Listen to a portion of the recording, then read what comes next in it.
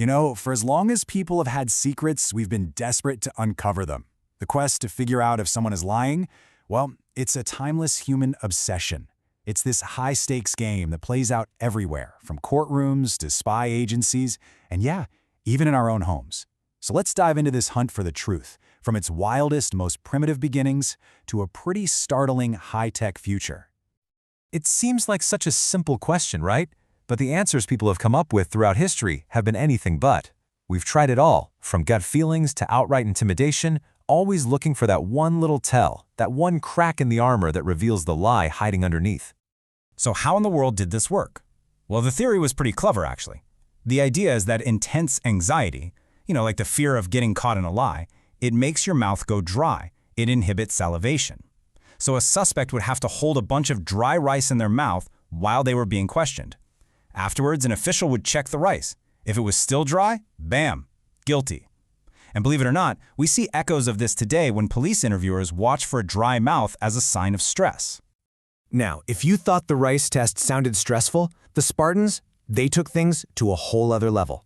To get into their special military schools, young men were marched to the edge of a cliff and asked if they were afraid. If their face went pale, it was seen as a sign of fear and therefore dishonesty. The punishment for that lie? They were just pushed off. The stakes for lie detection really don't get much higher than that. So these early, and let's be honest, often brutal methods were the very first attempts to get beyond just guessing.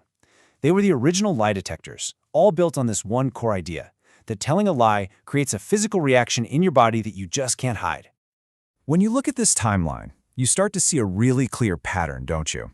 Whether it's a dry mouth in ancient China, the color of your skin in Sparta, or a racing pulse during the Middle Ages, they were all hunting for the exact same thing, an involuntary physical sign of stress. It's this idea that your body will betray your mind that became the absolute foundation of lie detection for centuries. And that quote from the paper we're looking at is just the perfect pivot, because while we've definitely stopped using cliffs, thank goodness, that fundamental idea of measuring the body's reaction to lies was about to get a massive technological upgrade. Okay, let's jump forward to the 20th century, where this quest for truth gets mechanized. This is the era that gives us the most iconic and, frankly, the most controversial lie detector of all, the polygraph. Now, the origin story here is actually fascinating. In 1915, a guy named William Moulton Marston creates a device to track blood pressure. His inspiration? His wife. She told him that whenever she got excited or angry, she could feel her blood pressure just skyrocket. 6 years later, John Augustus Larson takes this idea and runs with it, adding ways to measure your pulse and breathing. He calls it a cardiopneumocyclogram, which is really just a fancy way of saying a machine that writes down what your heart and lungs are up to. And just like that, the modern polygraph was born. So how does this thing actually work? Well, it's pretty straightforward on the surface. They hook up sensors to your body to measure those key things: your breathing, your blood pressure, and how much you're sweating. Then an examiner asks you a series of questions. Some are controls, some are the real deal, and the machine just charts out your body's reactions. The examiner then has to look at those squiggly lines and try to spot any spikes in stress that could, theoretically, mean you're lying. But here's the thing. There's a huge fundamental problem baked right into this century-old system, a flaw that has haunted lie detection technology from the very, very beginning. And that brings us to the million-dollar question. If this technology's been around for 100 years and intelligence agencies use it all the time for security screenings, why is it considered so unreliable that you can't use it as evidence in a court of law? What's the deal? And this quote, this is the answer. This is the entire problem in a single sentence. See, the most important thing to understand is that a polygraph does not detect lies. It detects stress. And the stress of a totally innocent person who's terrified you won't believe them can look exactly the same on that chart as the stress of a guilty person trying to hide the truth. Fear, anger, anxiety, to the machine, it all just looks like a bunch of squiggly lines. And look, this isn't just a problem with the old-school polygraph. All these fancier, more modern techniques, fMRI brain scans, voice stress analysis, even thermal imaging, they're all just measuring different flavors of the same thing, stress and how hard your brain is working. Whether it's more oxygen going to your brain or tiny little tremors in your voice, none of them has found a true Pinocchio's nose, that one single unique signal that only ever shows up when someone tells a lie. So, for an entire century, we've basically been chasing ghosts. We've been measuring the echoes and the aftershocks of stress, hoping to find the signal of a lie. But every single time we hit the same dead end. And this is where the paper we're looking at comes in and asks a brilliant question. What if we've been looking in the wrong place this whole time? What if, instead of measuring all the effects of stress, we could go directly to the source? And that source, the paper argues, is this, the sinoatrial node, or SA node for short.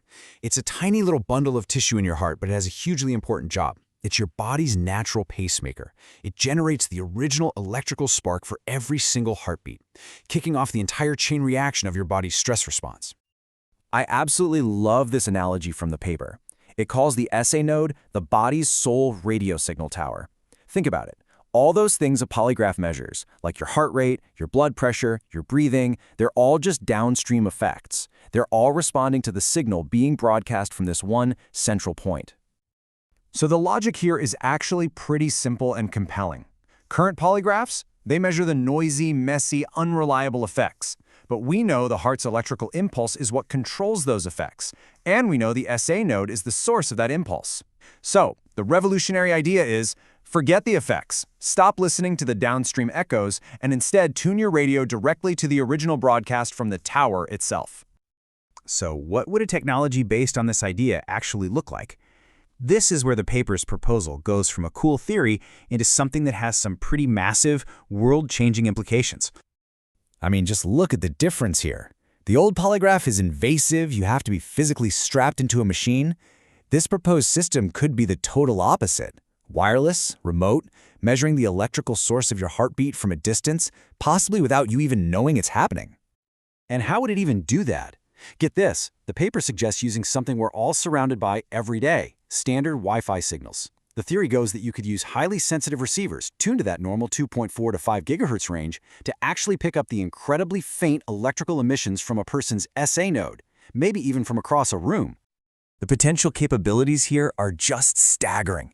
You could have real-time remote lie detection. You could monitor an entire group of people at once. And then there's that last point. An application so jarring it completely reframes the entire discussion. Targeted, remote human neutralization. Yep, you heard that right. The author proposes that the very same technology used to passively read the heart's electrical signal could be turned around and weaponized. It could transmit a focused electrical charge back at a specific person, and that signal could disrupt their SA node's rhythm, inducing cardiac arrest from a distance using Wi-Fi. And that leaves us with this deeply unsettling question.